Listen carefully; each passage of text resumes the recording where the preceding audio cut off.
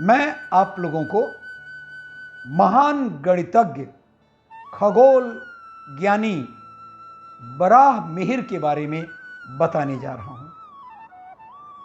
वराह मिहिर का जन्म उज्जैन के समीप के गांव में एक ब्राह्मण परिवार में हुआ था। पिता आदित्यदास सूर्य के उपासक थे। उन्होंने अपने पुत्र का नाम मिहिर रखा। मिहिर का अर्थ होता है सूर्य। उन्होंने मिहिर को भविष्य शास्त्र पढ़ाया था। ईसा की 5वीं-6वीं शताब्दी के भारतीय गणितज्ञ एवं खगोलज्ञ थे वराह मिहिर। वराह मिहिर ने अपने पिता से ज्योतिष विद्या का ज्ञान हासिल किया। जीवन भर करे परिश्रम से उन्होंने गणित, भूगोल व ज्योतिष ज्ञान में पूर्णता हासिल की। उनके इस पराक्रम का पता जब विक्रमादित्य चंद्रगुप्त द्वितीय को लगा तो राजा ने उन्हें अपने दरबार के 9 रत्नों में शामिल कर लिया। वो अपने राज्य एवं प्रजा को संबंधित कर हर अच्छे बुरे कार्यों में वराह मिहिर की सलाह जरूर लेते थे। लेकिन रोचक तथ्य है कि वराह मिहिर का नाम केवल पहले मिहिर था, जिसे बाद में राजा द्वारा ही वराह मिहिर कर दिया गया था। वराह का मतलब होता है सुअर।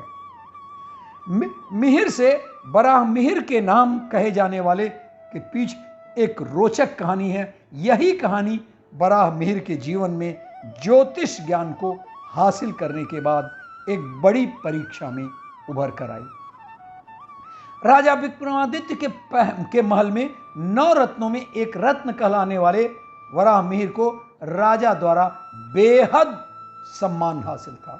राजा अपने राज्य के साथ अपने निजी मामलों में भी वराह मिहिर की सलाह लेना उचित समझते थे। एक बार राजा के यहां पुत्र ने जन्म लिया और पुत्र के जन्म होते ही राजा ने राज दरबार में मिहिर को बुलाने का आदेश दिया। वराह मिहिर के उपस्थित होने पर राजा ने उनसे अपने पुत्र के भविष्य का हाल बताने के लिए आग्रह किया। वराह मिहिर राजा के नवजात शिशु की जन्म कुंडली देखी। वह कितना गुणवान होगा, कितना ज्ञान हासिल करेगा, उसकी उम्र क्या होगी, इन सभी बिंदुओं पर मिहिर ने ध्यानपूर्वक काम किया। परंतु अंत में जिस निष्कर्ष के साथ वराह मिहिर राजा के सामने आए वह बड़ा ही चौंकाने वाला था। वराह मिहिर राजा के दरबार में हाजिर हुए। उन्होंने यह बताया कि आपके पुत्र की आयु अत्यंत छोटी है। जब वह 18 वर्ष का होगा तो एक बड़ा जंगली सुअर द्वारा मार दिया जाएगा। मानो राजा की सांस वहीं की वहीं अटक सी गई हो। उन्हें विश्वास नहीं हो रहा था कि उनके कुल का दीपक एक दिन बुझ जाएगा। वराह मिहिर द्वारा की गई इस भविष्यवाणी से राजा चौकन्ना हो गए। उन्होंने अपने मंत्रियों को बुलाकर अपने पुत्र के लिए कड़ी रक्षा का इंतजाम करने का आदेश दिया। उनके पुत्र के आसपास कोई परिंदा भी पर न मार सके, इतनी सख्त सुरक्षा देने का आदेश दिया। सुरक्षा तो दे दी गई, लेकिन फिर भी राजा के मन में मिहिर द्वारा की गई भविष्यवाणी खटक रही थी। वे मिहिर के पराक्रम को और ज्ञान को खूब समझते और जानते थे कि मिहिर का ज्ञान कितना महान है। उनके मन में एक ही बात चल रही थी, हो न हो एक दिन मिहिर की भविष्यवाणी यदि सच हो जाए तो कितना अनर्थ हो जाएगा। चिंता की इस भावना के साथ धीरे धीरे दिन गुजरते गए। दिन हफ्तों में, हफ्ते महीनों में बदलते गए और कुछ इसी तरह से आखिरकार राजा के पुत्र की आयु 18 वर्ष की हो गई। मिहिर द्वारा राजकुमार के मृत्यु का समय भी घोषित हो गया था। मिहिर के अनुसार शाम 5 बजे एक जंगली सुअर द्वारा राजा के पुत्र पर वार किया जाएगा, जिससे उसकी मौत होगी। अब राजा को समझ में नहीं आ रहा था वो करें तो क्या करें। दरबार में मौजूद किसी व्यक्ति ने सलाह दी कि राजा साहब, आपके पुत्र की मृत्यु तो तब होगी ना जब महल के भीतर कोई जंगली वराह दाखिल हो जाए। यदि सुरक्षा को और भी कड़ा कर दिया जाए और राजकुमार को बेहद सुरक्षित स्थान पर ठहराया जाए तो वराह मिहिर की भविष्यवाणी तो गलत हो जाएगी। राजा को मिहिर के वचनों पर विश्वास तो था, लेकिन पुत्र के मोह में वे अंधे हो चले थे। इसलिए उन्होंने सबके सामने एक घोषणा की। वो बोले, यदि किन्हीं कारणों से मिहिर द्वारा दी गई भविष्यवाणी सही निकली तो उसे राज्य के बड़े तख्त पर बैठा देंगे और उसे स्वयं मिहिर से बराह मिहिर की उपाधि देकर सम्मानित करेंगे। उन्होंने राजकुमार के बचाव में सभी सैनिकों एवं अपने खास मंत्रियों को काम पर लगा दिया। राजकुमार को एक सुरक्षित इमारत में ठहराया गया। इस इमारत के चारों ओर की सीमा के बाहर और अंदर भी सैनिकों को तैनात किया गया। इतने पुख्ते अंदाज से प्रबंध किया गया कि शायद एक चूहा भी अंदर नहीं जा सकता था। इसके अलावा राजकुमार को इमारत के 7वें माले पर ठहराया गया और साथ ही यह भी आदेश दिया गया कि वह बिना राजा की आज्ञा से नीचे नहीं आ सकते। इतनी निपुण और चुस्त व्यवस्था के बाद राजा को अब यह भरोसा हो रहा था कि उनके पुत्र के जीवन पर कोई आंच नहीं आएगी। अब सभी मिहिर द्वारा की गई भविष्यवाणी पर शक करने लगे। उसके द्वारा राजकुमार की मृत्यु के लिए जिस दिन और समय की गणना की गई थी, उसी दिन राजा ने राज दरबार में सबको बुलाया। भविष्यवाणी के अनुसार राजकुमार की मृत्यु शाम 5 बजे होनी थी। राजा द्वारा ठीक 2 बजे राज दरबार आयोजित करने का आदेश दिया गया। दरबार में उपस्थित सबकी नजरें मिहिर पर टिकी हुई थी। सब चाहते थे कि सुरक्षा इंतजामों को देखते हुए मिहिर अपने भविष्यवाणी को अभी ही गलत करार दे दें और सबसे माफी मांगे। मिहिर को सबकी भावनाओं का अंदाज होने लगा था, इसलिए वो उठे और भरे दरबार में अपनी बात रखने लगे। वो बोले, दुनिया में आज तक जितने भी महान ऋषि मुनियों ने जन्म लिया, वो भी राजकुमार के ऊपर मंडरा रहे हों तो भी मौत के साये को नहीं हटा सकते, तो फिर यह तुच्छ सैनिक क्या कर लेंगे।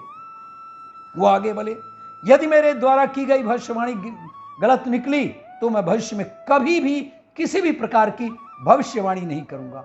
मैं संसार के सभी सुख त्याग कर वन में चला जाऊंगा और अंतिम सांस तक तपस्या करूंगा।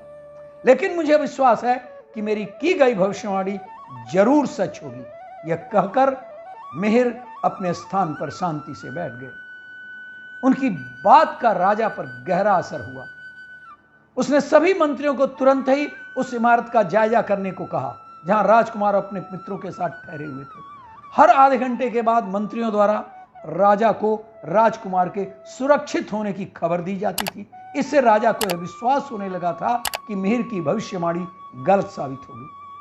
अब तो शाम के 6 बज चुके थे और अब भी मंत्रियों ने राजकुमार के जीवित और सुरक्षित होने की खबर राजा को दे दी थी। सुनकर राजा को अपने सैनिकों और तमाम प्रबंधों पर बहुत ही अभिमान हुआ, गर्व हुआ। और इधर दरबार में मिहिर के साथ अन्य सभी खास हस्तियों को बुलाया गया। तब राजा मिहिर से बोले कि देखो, मेरा पुत्र तो अभी भी जीवित है, आखिरकार तुम्हारी कही बात तो गलत साबित हो गई। तब मिहिर धीमे से मुस्कुराए और बोले, राजन, आपके पुत्र की मौत तो मेरे द्वारा बताए निर्धारित समय पर ही हो चुकी है। जरूर आपके मंत्रियों द्वारा जांच पड़ताल में कोई भूल चूक हुई है।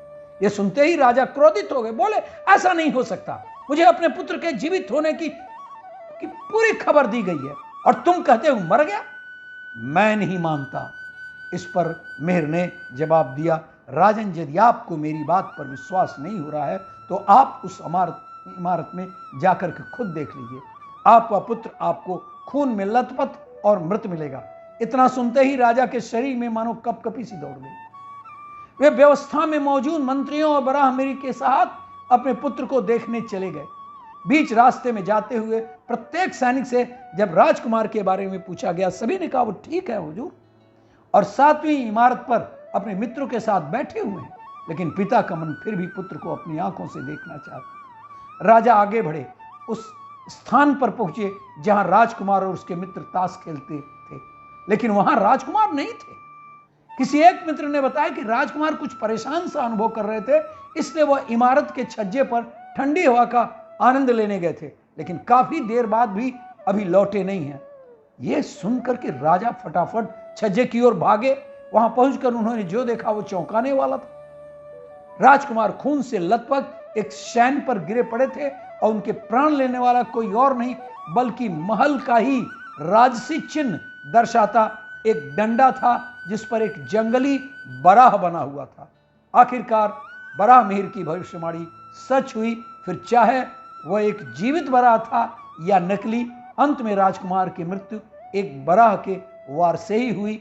यह दृश्य देख सभी हैरान थे, आखिरकार ये सब हुआ कैसे। दरअसल अपने मित्रों के साथ ताश खेल रहे राजकुमार को अचानक सीने में घुटन सी महसूस होने लगी। उन्होंने अपने ताश के पत्ते पास बैठे मित्र को पकड़ाया और खुली हवा में जाने का निश्चय किया। छज्जे पर उनके आराम के लिए हमेशा एक गद्देदार पलंग बिछा रहता था। वह उस पलंग पर लेट गए। उनका मुख ऊपर की ओर ही था। अचानक ठीक 5 बजे जोरदार हवा चली, जिसके कारण छज्जे के किनारे लगा वह डंडा अचानक राजकुमार पर जोर से आ गिरा।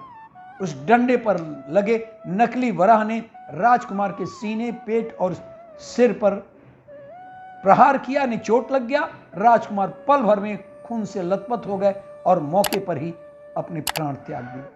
हवा के जोर से शायद उनकी आंखें भी उनकी चीखें भी नहीं कोई सुन सका। ऐसा था बराह मिहिर का ज्योतिष ज्ञान। राजा ने बराह मिहिर को बुलाकर कहा, मैं हारा और आप जीते। मिहिर ने नम्रता से उत्तर दिया, महाराज वास्तव में मैं तो नहीं, खगोल शास्त्र के भविष्य शास्त्र का यह विज्ञान जीता है। महाराज ने मिहिर को मगध देश का सर्वोच्च सम्मान बराह प्रदान किया और उसी दिन से मिहिर बराह मिहिर के नाम से जाने लगी। भविष्य शास्त्र और खगोल विद्या में उनके द्वारा किए गए योगदान के कारण राजा विक्रमादित्य द्वितीय ने बराह मिहिर को अपने दरबार के 9 रत्नों में स्थान दिया। बराह मिहिर की मुलाकात आर्यभट्ट के साथ भी हुई थी। इस मुलाकात का यह प्रभाव पड़ा कि वे आजीवन खगोल शास्त्री बने रहे और आर्यभट्ट और बराह मिहिर के गुरु थे। आर्यभट्ट बराह मिहिर के गुरु थे, ऐसा भी उल्लेख मिलता है। और आर्यभट्ट की तरह बराह मिहिर का भी कहना था कि पृथ्वी गोल है। विज्ञान के इतिहास में पहले व्यक्ति थे जिन्होंने बताया कि सभी वस्तुओं का पृथ्वी की ओर आकर्षित होना किसी अज्ञात बल का आभारी है। सदियों बाद न्यूटन ने इस अज्ञात बल को गुरुत्वाकर्षण बल का नाम दिया।